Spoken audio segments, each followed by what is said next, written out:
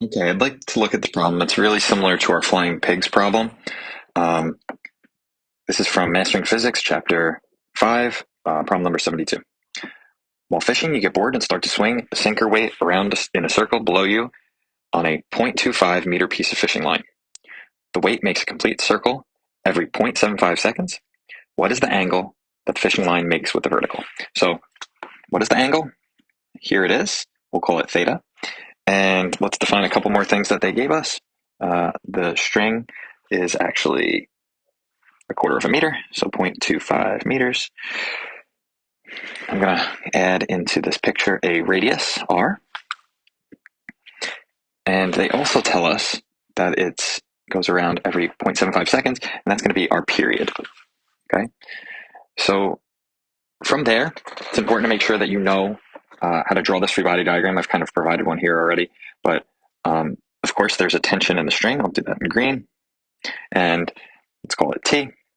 We know that we'll split this tension into a vertical component, so I'll call that Ty, and a horizontal component, Tx. And of course, we also have gravity, the weight of this sinker. So Fg, which we know is going to be equal to mg. Now, I'd like to look at this problem just generically for a second before I start to answer this question, set up a couple equations that will always be true in this type of motion.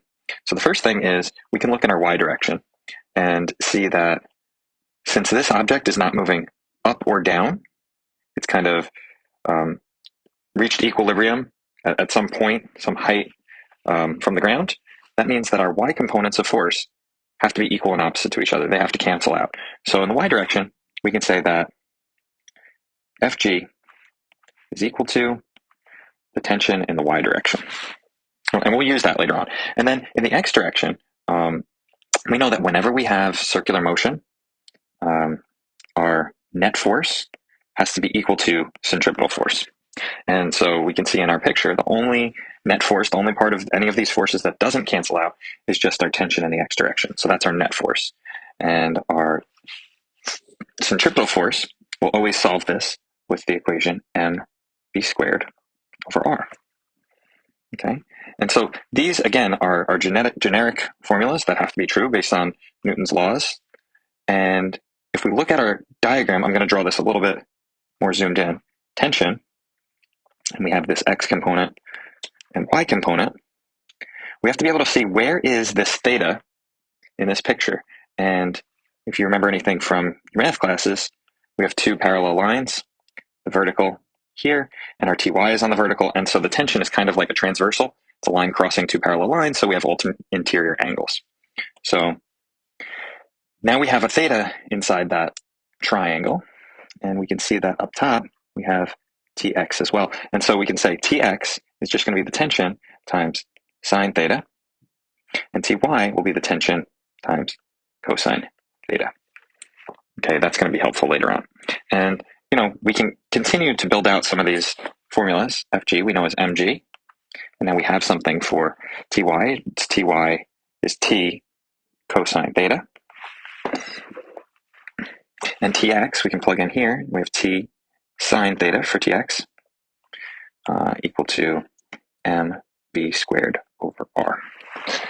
And so since we're trying to solve for theta, we need to look at these couple equations and say, do we know everything in here? And at a quick glance, I can see I don't know the tension and I don't know theta. So I have two unknowns. That's true on our circular motion equations as well. And do we know m? No, we don't know m. So hopefully we can get that to cancel out. We don't have that as well. So I actually have three unknowns. Usually, if they don't tell you anything about m, it's probably going to drop out when we start putting some of these equations together. Okay, so let's keep going. Let's see if we can connect these two equations at all. Let's clean this up a little bit. And now I can see, let's solve for t. T is just going to be equal to mg divided by cosine theta. And if I plug that in over here, now I see that mg times sine theta over cosine theta equals mv squared over r. So there we go. We actually got something where our m's have canceled. Just all I did was take that and substitute in. All right, we're getting somewhere. So now we have theta. We still have a few things we don't know. We don't know g. I'm sorry, we know g. We don't know the velocity. We don't know the radius. But can we put those in terms of things we do know? Well, velocity for all circular motion, let's write this formula. Velocity is going to be our distance divided by our time. Now, the time that they gave us is the period, the time to go around once. So we need to know, what is the distance of going around once? That's called the circumference of a circle. So this is 2 pi r all over big T, which is our period, that 0.75 seconds. So we do have our velocity. We still don't have the radius here, but let's just plug this in for our velocity and keep building this up. So now we have g sine theta over cosine theta equals, well, let's put all this stuff in for v over t, and that's got to be squared all over r. And we'll square that and see if anything drops out. Sine theta, cosine theta, and then we get 4 pi squared r squared all over t squared divided by r. And we can see that we lost one of those r's, getting a little bit neater. And let's look back at our diagram up here in the corner.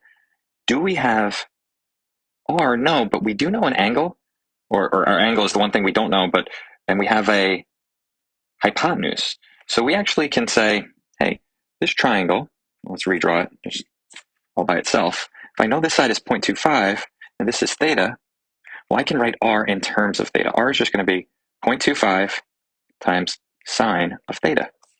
So let's take that and let's substitute that in for r. So we still have g sine theta over cosine theta equals 4 pi squared. And now let's plug in that r we just found. So r is 0.25 times sine theta.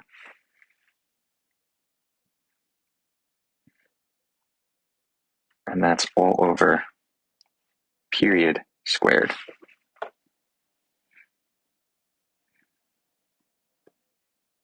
And so now we can see, oh, sine of theta has dropped out. So that's really great. And luckily for us in this problem, 4 and 0.25, that's 4 times 0.25, we can put those together. I'm wondering maybe I should have put this for a generic, just call it L instead of 0.25, because some mastering physics problems might have different numbers. Let's do that. Let's call that L.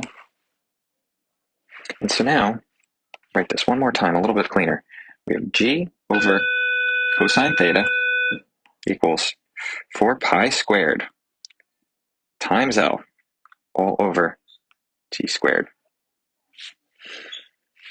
So move things around. Cosine theta equals